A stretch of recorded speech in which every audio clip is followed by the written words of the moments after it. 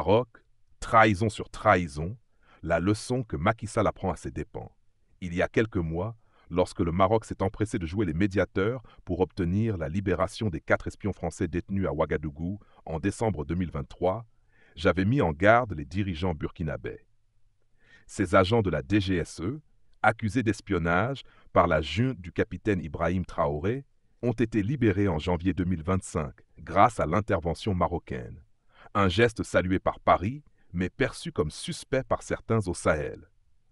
Je leur avais dit ceci: méfiez-vous du Maroc, il n'y a pas plus grand traître qu'eux.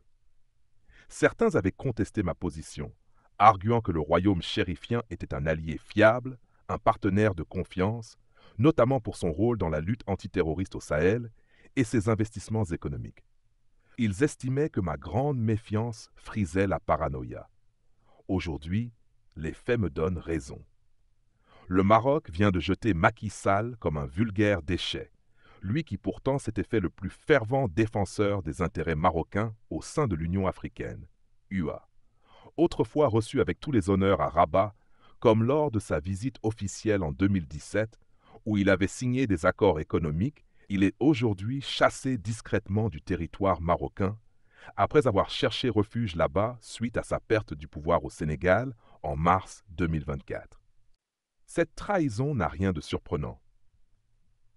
J'avais déjà donné l'exemple de Blaise Compaoré. Pendant des décennies, il a été le meilleur allié du Maroc en Afrique de l'Ouest, lui ouvrant toutes les portes stratégiques, notamment via des réseaux diplomatiques et des soutiens logistiques dans les années 1990 et 2000. Mais dès qu'il a perdu le pouvoir en octobre 2014, renversé par une révolte populaire au Burkina Faso, le Maroc lui a interdit l'accès à son territoire, le lâchant comme un malpropre malgré ses 27 ans de règne et ses services rendus.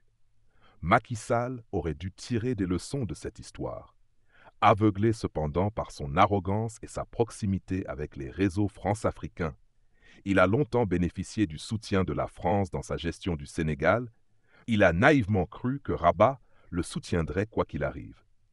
Le voilà aujourd'hui persona non grata, livré à lui-même, alors que les nouvelles autorités sénégalaises, dirigées par le président Bassirou Diomaye Faye et le Premier ministre Ousmane Sonko, s'apprêtent à ouvrir contre lui une série de poursuites pour corruption et détournement de fonds. En février 2025, une commission d'enquête sénégalaise a révélé que plus de 300 milliards de francs CFA, environ 500 millions d'euros, auraient été détournés sous son mandat, selon des rapports préliminaires relayés par la presse locale. Si cette première trahison du Maroc ne sert pas de leçon aux dirigeants actuels du Burkina Faso, du Mali et du Niger, alors rien ne pourra les sauver. Le Maroc n'a jamais été un allié fiable. Il est opportuniste, manipulateur et prêt à tout pour sauvegarder ses propres intérêts, notamment sa revendication sur le Sahara occidental, qui reste son obsession diplomatique. En 2024, le Maroc a intensifié ses efforts pour rallier des soutiens africains à l'UA en échange d'investissements, comme les 200 millions de dollars promis au Mali pour des projets agricoles, selon des sources diplomatiques. Mais ces gestes cachent une stratégie: maintenir son influence face à l'Algérie, sa rivale régionale, et aux puissances émergentes comme la Russie, qui gagnent du terrain au Sahel. Le cas Macky Sall est révélateur. Tant que vous êtes utile, on vous protège et on vous encense. Mais dès que vous tombez, on vous jette sans le moindre scrupule. Après avoir quitté le pouvoir le 2 avril 2024, Macky Sall a tenté de s'installer au Maroc, où il possédait des propriétés à Marrakech, mais des pressions diplomatiques discrètes, peut-être liées à un réchauffement des relations entre Rabat et Dakar sous le nouveau régime sénégalais, l'ont poussé à quitter le pays en mars 2025. Le message est donc clair: les dirigeants actuels du Burkina Faso doivent se méfier du Maroc. Ce pays ne sert que ses propres intérêts et n'hésitera pas à les trahir si la situation l'exige. Il peut servir de cheval de Troie pour saboter tous les efforts déjà consentis pour sortir du giron de l'impérialisme. En janvier 2025, le Burkina Faso, le Mali et le Niger ont officialisé leur retrait de la CEDEAO et renforcé leur alliance des États du Sahel, AES, cherchant à s'émanciper de la France et de ses alliés. Le Maroc, avec ses liens étroits avec Paris et Washington, pourrait chercher à infiltrer cette alliance pour la fragiliser. La diplomatie marocaine est à géométrie variable. Ce n'est qu'un levier pour renforcer son influence, quitte à sacrifier ses soi-disant alliés au moindre changement de situation. Par exemple, en 2023, le Maroc a abandonné son soutien à la Guinée après le coup d'État de Mamadi Doumbouya, préférant se rapprocher de pays plus stables comme le Ghana pour consolider son image à l'UA. L'Afrique libre et souveraine ne peut plus faire confiance à ce genre de faux partenaires, qui sont très nombrilistes. Le Maroc, membre de l'UA depuis 2017, après 33 ans d'absence, a multiplié les partenariats économiques. Exver, 15% des exportations de phosphate vont vers l'Afrique subsaharienne. Mais ces accords profitent surtout à ces entreprises comme l'OCP, tandis que les pays partenaires restent dépendants. Macky Sall, en fait, a son corps défendant, l'amère expérience. Désormais, tout le monde est averti.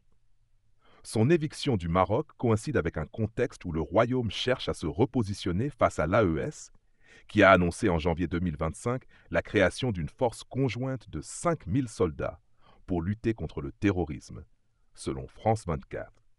Le Maroc, en jouant la carte de la médiation avec la France, tout en délaissant ses anciens alliés africains, montre qu'il privilégie ses relations avec l'Occident au détriment d'une solidarité panafricaine. Contre vent et marée, face aux dangers et aux périls, il fonce pour le combat sans peur. Il galope pour dévoiler ce qui est caché. Là où règne le mensonge, il impose la vérité. Les hiboux de Chris Yapi chasseront le vieux Grigou. Chris ne ment pas. Contre vent et marée, face aux dangers et aux périls, il fonce pour le combat sans peur. Il galope pour dévoiler ce qui est caché. Là où règne le mensonge, il impose la vérité. Les hiboux de Chris Yapi chasseront le vieux Grigou. Chris Yapi ne ment pas. Contre vent et marée, face aux dangers et aux périls, il fonce pour le combat sans peur. Il galope pour dévoiler ce qui est caché, là où règne le mensonge, et il impose la vérité. Les hiboux de Chris Yapi chasseront le vieux Grigou. Chris Yapi ne ment pas, ne ment pas, ne ment pas, ne ment pas, ne ment pas, ne ment pas, ne ment pas, ne ment pas. Contre vent et marée, face aux dangers et aux périls, il fonce pour le combat sans peur. Il galope pour dévoiler ce qui est caché, là où règne le mensonge, il impose la vérité. Les hiboux de Chris Yapi chasseront le vieux Grigou. Chris Yapi ne ment pas. Libération des espions français. Contexte précis de l'incident de décembre 2023 à Ouagadougou, avec la médiation marocaine en janvier 2025, basé sur Le Monde 18 mai 2025. Macky Sall au Maroc, détail sur sa tentative de refuge post-mandat en 2024 et son départ forcé en 2025, lié à des pressions diplomatiques. Blaise Compaoré, précision sur son rôle et son abandon par le Maroc après 2014.